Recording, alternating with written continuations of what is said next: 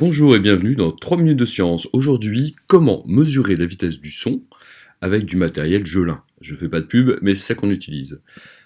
Alors, il faut savoir qu'une onde sonore, c'est une vibration, une zone de compression des molécules d'air.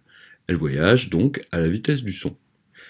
Comment mesurer la vitesse? Eh bien, idéalement, il faudrait chronométrer le temps mis par une onde de compression pour aller de la membrane du haut-parleur, ici, jusqu'au micro, avec une règle.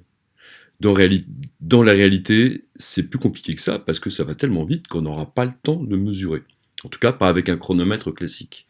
Il nous faut donc une sonde Gelin, une console de la même marque et un ordinateur avec le logiciel Atelier Scientifique. Pour mesurer la distance, une simple règle graduée, et pour produire le bruit que nous allons enregistrer, 2 baguettes. Ces 2 baguettes ont un double rôle. Le premier rôle, bien sûr, c'est de faire du bruit. Donc on produit un clap, et ce clap, ce bruit, se propage jusqu'à la sonde. Évidemment plus rapidement que dans l'animation. Mais elles ont aussi un deuxième rôle, celui de déclencher l'enregistrement. Sur l'enregistrement, on va avoir en abscisse le temps mesuré en 10 millièmes de seconde, et en ordonnée, l'enregistrement des décibels. Au moment du clap, le son n'est pas encore parvenu à la sonde, donc il lui faut un certain temps.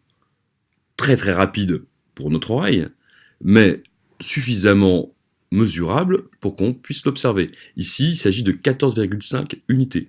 Rappelons qu'une unité, c'est un 10 millième de seconde, donc 14,5 fois 0,0001 égale 0,00145 secondes. Voilà. Donc évidemment, avec un chronomètre classique, on n'aura pas le temps de l'enregistrer.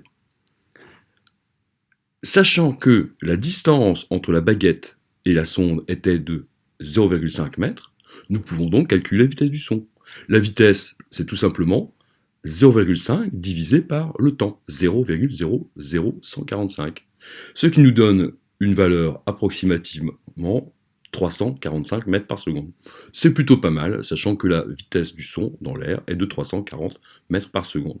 Voilà, j'espère que vous avez compris, et maintenant, tous à vos TP. Merci beaucoup, à bientôt, au revoir.